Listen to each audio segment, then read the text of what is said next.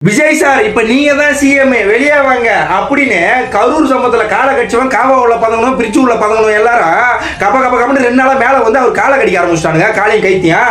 அதாவது இதான்டா சாக்குன்னு சில விஜய் தொண்டர்களே இப்ப கேட்க ஆரம்பிச்சிட்டானுங்க. இப்ப போய் நம்ம அவதூறு பாயிண்ட் 4 எடுத்துக்கிட்டு அவங்க குட்டி பின்னாடியே போனாதான் நம்மளும் அவர் அவதூறு பாயிண்ட் ஓட்டிட்டு ஓடி வந்துடலாம் அப்படின்னு உங்களை வந்து அப்படியே திரும்பி ஒரே உதவி பண்றது இன்னும் தெரியல ஒண்ணுக்கு. என்ன கதைனா அந்த மனுஷன் ஆட்சிக்கு வந்து 12வது நாள்ல என்ன பண்ணிருக்காரு, 12வது 13வது நாள் என்ன பண்ணிருக்காரு, கிட்டத்தட்ட 65 கிலோ கஞ்சாவை ஒழிச்சிருக்காரு. அதாவது பறிமுதல் பண்ணிருக்காரு தமிழ்நாட்டில இருந்து 2500 மேற்பட்ட போதை மாத்திரை, கொடூரமான போதை மாத்திரை. அந்த போதை மாத்திரை எல்லாம் போட்டா 1 வயசு 2 வயசு 3 வயசு குழந்தைங்க எல்லாம் கற்பழிக்கிற அளவுக்கு அவனுக்கு மைண்ட் போகும். அந்த மாதிரி திட்டு நாயெல்லாம் உருவாக கூடாதுக்காக அந்த போதை மாத்திரைகள் எல்லாத்தையும் கைப்பற்றிருக்காரு. குக்கிராமத்துல அந்த கிராமப்புறத்துல வந்து இப்பெல்லாம் இந்த சின்ன சின்ன பசங்க 18 19 வயசு எல்லாம் கூலி போட்டு தெரியும், வாயில வந்து அருமாறு மாதிரி வாயில அதைக்கினே திரியுங்க, அனைத்திக்கினே இந்த பக்கமோ அந்த பக்கமோ.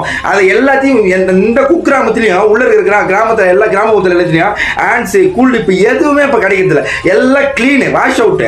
இப்படிலாம் இந்த மனுஷன் பண்ணின்னு எல்லாம் எதுக்காக, பெண்களோட சட்ட ஒழுக்கத்துக்காக. இதெல்லாம் பண்ணிதானால நீங்க பெண்களை வந்து இது பண்றீங்க.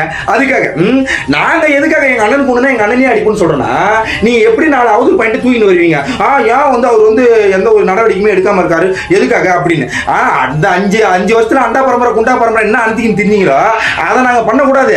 இந்த வாட்டி இந்த 2 நாய்களும் அடிக்கிற அடியில அடுத்த 2 நாய்களும் வந்து என்ன பண்ணணும், போய் பொண்ணு அந்த குழந்தைய பார்த்தா கூட 4 அடி தூரத்திலே அப்படியே குண்டிக்காரங்க ஓடணும். அப்படி ஒரு கடுமையான தண்டனையை வந்து இவர் புதுசா ஒன்று உருவாக்கணும். ஓகேவா, புதுசா ஒன்று வந்து அறிவிக்கணும், மண்டிலே போட்டு பொட்டிலே இறங்கணும், அப்படின்னு அப்படியே தூக்கில் ஆலமரத்தில் அப்படியே தொங்க விடணும் அவுத்து விட்டு அப்படின்னு பல இதுகளை விதிமுறைகளை நாங்கள் அவர்கிட்ட வச்சோம். எதுக்காக நீங்களா இப்படி வருவீங்க, உங்களை அப்படியே லெப்ட் காலிலே ஒரு உதைக்கலான்னு. கரெக்ட் இல்லையா? அதுக்குன்னு அவர் கழுத்த கடியெல்லாம் நாங்கள் கொண்டு விட மாட்டோம். கரெக்டா இல்லையா?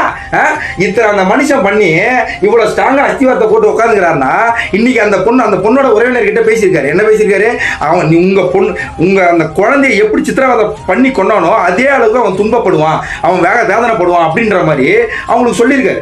அவங்க குடும்பத்துக்கு என்னென்ன செய்யணுமோ அதையும் வந்து பண்றேன்னு சொல்லியிருக்காரு. ஓகேவா, நாங்க வந்து போராடுறது இதுக்காக தான், இந்த விஷயத்துக்காக தான். இப்படி ஒரு விஷயத்தை வந்து அவர் வாயில இருந்து வர வைக்கிறதுக்காக தான். ஓகேவா, இப்ப அந்த குடும்பத்தை வந்து இழப்பீடை வந்து அவர் கண்டிப்பா வந்து நிறைவேற்றுவார். இந்த இழப்பீடை யாராலும் நிறைவேற்ற முடியாது. ஆனா அதுக்கான தண்டனை கொடுக்கறக்குள்ள அடுத்து வந்து ஒரு 10 விஷயம் நடக்குதுன்னா கண்டிப்பா அதுல 8 விஷயமாச்சும் குறையும்.